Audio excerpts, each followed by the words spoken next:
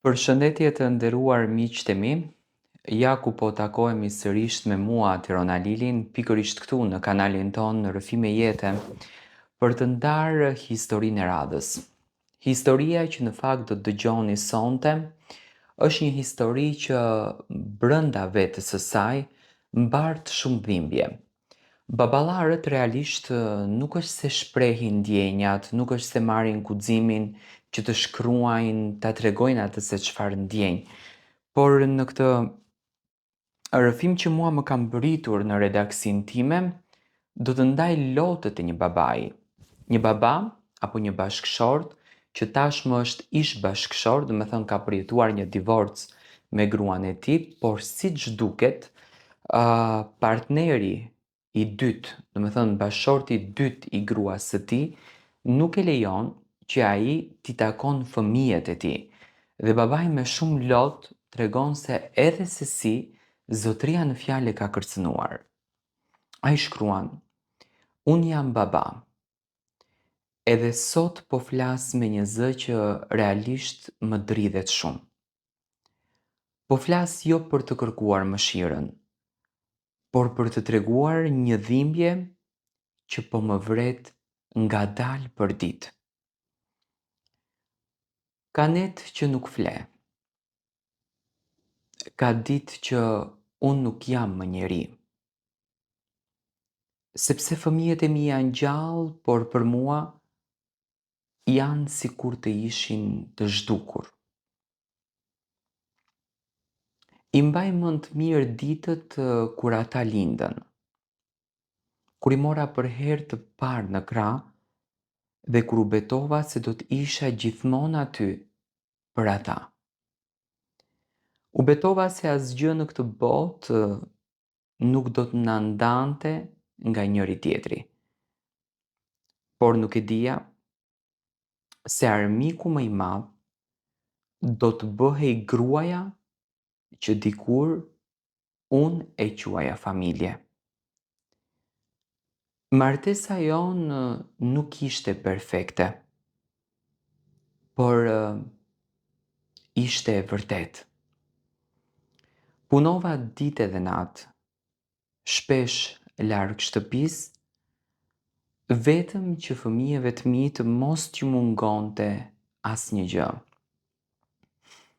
Nuk pija, nuk rija rrugëve, nuk tradhtova. Gabimi im i vetëm ishte se besoja se durimi dhe sakrifica mjaftonin për ta mbajtur gjallë një familje. Kur e kujtoj ditën që ajo më tha se donte ndarjen, e mua më ra bota mbi kokë. Por dhimbja e vërtet në atë mes nuk ishte ndarja. Dhimbja filloi kur ajo më tha: "Fëmijët e tu nuk do t'i shohësh më." Në fillim mendova se ishte zemërim i momentit. I çoja dhurata, i telefonoja, i lutesha. Fëmijët më pyesnin në telefon: "Babi, kur do të vish?" Dhe unë qaja si fëmis apo në fakt mbyllej ajo thirrje. Pastaj unë e mora vesh të vërtetën. Ajo kishte një tjetër. Një burr që hyri në jetën e saj, por edhe në jetën e fëmijëve të mi. Dhe ai burr nuk ishte thjesht i dashuri i saj. Ai në thelb u bë frika ime. Herën e parë që shkova t'i shihja fëmijët, ai doli përpara portës. Me sy të ftohtë e me zë kërcënues më tha mua: "Mos u afro më këtu.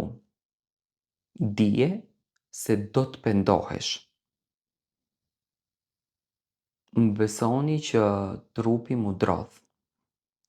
Jo sepse kisha frikën për veten time, por sepse e dija që pas atij kërcënimi, fëmijët e mi do të largoheshin edhe më shumë nga unë.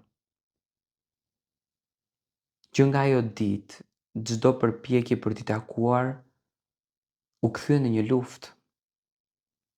Ajo më bllokoi në telefon, ndryshoi numrin e fëmijëve, më mohoi edhe si baba. Ne të veria krejtësisht vetëm, duke parë fotografitë e tyre, edhe bisedoja në thelb me ekranin. U kërkoja falje për gjërat që nuk i kisha bërë kurrë. Lotët më binin krejtësisht mbi duar. Edhe s'kisha askënd t'i fshinte ato lotë. Nuk ka dhimbje më të madhe për një burr se sa të qaj fshehurazi që askush të mos e shoh të dobët. Por në thelb unë u bëra i dobët. Jo nga jeta, por u bëra nga mungesa. Nga mungesa e fëmijëve të mi. Shpesh e pyes veten, çfarë u thot ajo fëmijëve për mua? A u thot se baba i ka braktisur? A u mbjell urrejtje në zemrat e tyre të vogla? Unë jam gjallë, por në fakt nuk jetoj. Punoj, ha, fle, por brënda jam krejtësisht bosh. Çdo ditë jam duke pritur një mrekulli, një telefonat, një mesazh, duke më shkruar një babi më mungon. Kam shkuar edhe nëpër institucione, kam kërkuar drejtësinë, por drejtësia ecën shumë ngadalë. Ndërsa fëmijët po rriten pa mua. Çdo ditë që kalon është një copë nga jeta ime që nuk kthehet më. Më dhëm kur mendoj se një ditë do të rriten dhe ndoshta do të më gjykojnë pa e ditur të vërtetën. Pa e ditur se babai i tyre luftoi deri në fund. Pa e ditur se çdo lotë që derdha në fakt ishte për ta. Sot po flas publikisht sepse heshtja po më mbyt. Sepse ka shumë baballar që vuajnë në heshtje.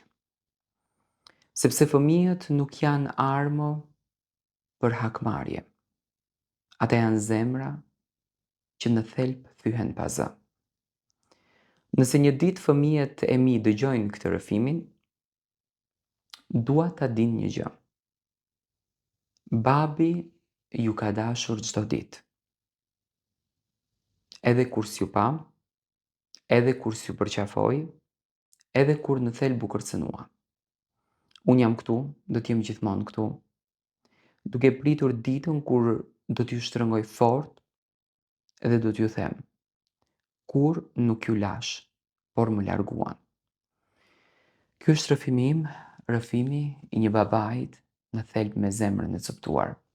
Unë dua të përçoj një mesazh në fund që mos u mundoni të largoni gjën më të shenjtë, baban.